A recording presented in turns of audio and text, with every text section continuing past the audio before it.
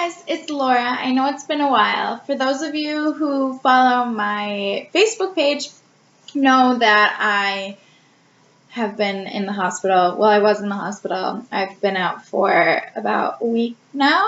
So I had a blockage, and so I figured that I could talk about blockages now.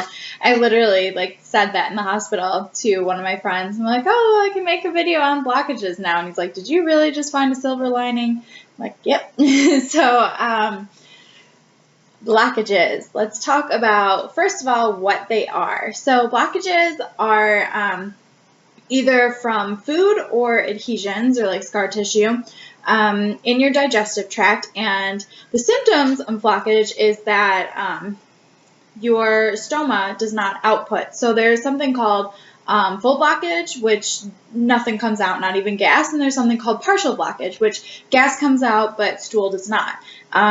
So that's really the key component is that, there's not output. And my symptoms, at least, and I know that these are very common, tons of pain, and I felt really bloated. Nothing was passing, like I said. And then I started throwing up. So I've had blockages before, but this is the first one that sent me to the hospital. So I want to talk about what you can do at home when you first get a blockage. This is kind of like crunch time, I guess I would call it, because this is usually what I do, and it helps the blockage pass. So walking always helps things move along. I walk after meals sometimes too, just to help myself digest and move things along. So walking is really key. Grape juice, something in grape juice breaks down food and blockages. So grape juices, I always have grape juice in the house, so that's really important as well. And then hot beverages are really good. So I always drink some tea when I start feeling a blockage too. Another thing you can do is take a hot shower or a hot bath. I did this, but unfortunately I don't know why my blockage didn't clear this time. So, and then the last thing that I know of, and please post below if you have any other tips, just to massage around your stoma, not your actual stoma, but your abdomen. And just kind of rub around it, trying to encourage the food to come out. And another thing that can happen sometimes is that your stoma gets swollen when you have a blockage, and so it's important also to change your ostomy wafer and cut a bigger hole. I did that as well. So for some reason, those things just didn't work for me this time. So let's talk about when you go to the hospital. I don't know if it's a good thing to wait until you're throwing up profusely, but that's what I did. And I was in so much pain that I could barely make it down. I live on the 3rd floor. I could barely make it down the stairs to get to my ride. So I would not suggest waiting that long. I had an exam that day, and I was really trying to clear it myself, but it just didn't work. So I went to my GI doctor. Luckily, he made room for me, and he admitted me. So how do they treat blockages? So this is another thing where some things work for some people and some things don't. And so what they generally do is, one, they gave me pain medication. I'm sure they give anyone pain medication because it's very painful. And they inserted a catheter into my stoma, which generally doesn't hurt too much. It just feels kind of like pressure, and maybe a little discomfort, but it's not anything terrible. So they put a catheter in because that's in hopes to kind of clear everything out. And then they just give you fluids, your NPO, because none per oral, for those of you who don't know, because you don't want to add to the fluid that your body naturally produces. That's why you're throwing up, because nothing's going out.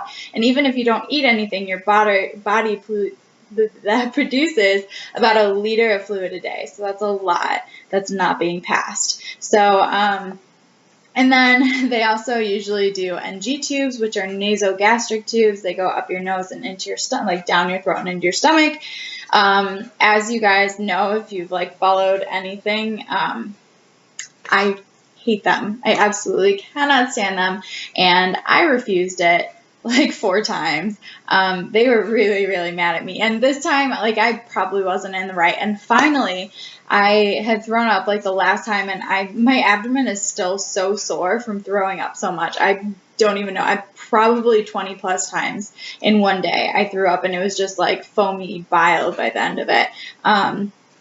So I was finally ready because I was in so much pain. And then they came in and I was like, I'm ready for the NG tube. And they're like, you know what? It seems like you're getting better. And I was like, really? So they didn't do the NG tube and it did pass. But that's me being very stubborn. And once again, I do not suggest that. I think the doctors generally know best. So anyways, that's what they did for me, and luckily mine passed, but sometimes if it does not pass, it does require surgery, which is a whole nother boat. And generally, I think they do surgery for people who have adhesions, which is scar tissue.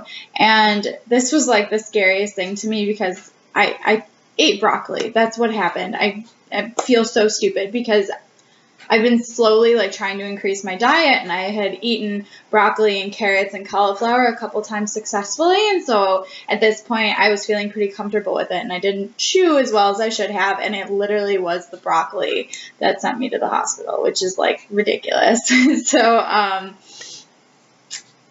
So anyways, they told me that, oh yeah, it was probably the broccoli, but you probably also have adhesions, and this may happen again, even if you don't do anything wrong, and that kind of freaked me out. But anyways, that was kind of my experience. It was painful, yes, but it was really easy recovery, knock on wood, after getting out of the hospital, because it's not like your disease flared up or anything like that where it really like shuts your body down and it just feels terrible and you just get so sick.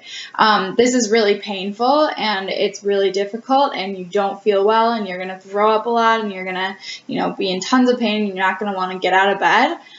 But after it clears and after a few days, like, you will feel okay. It's not like having to rebuild yourself like after a flare or after surgery. So that was really nice. It was kind of a nice surprise for me to be able to like get back into going to school right away and everything. So I hope I covered it all.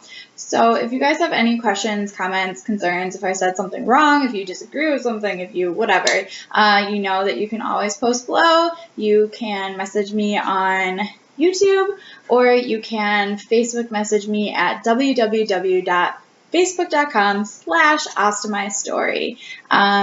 So that is it for this video, I guess. I'm also going to be on Tosh.0 tomorrow. I will do another video talking about that. So I hope you guys are all feeling happy and healthy, and that this video was helpful. Bye.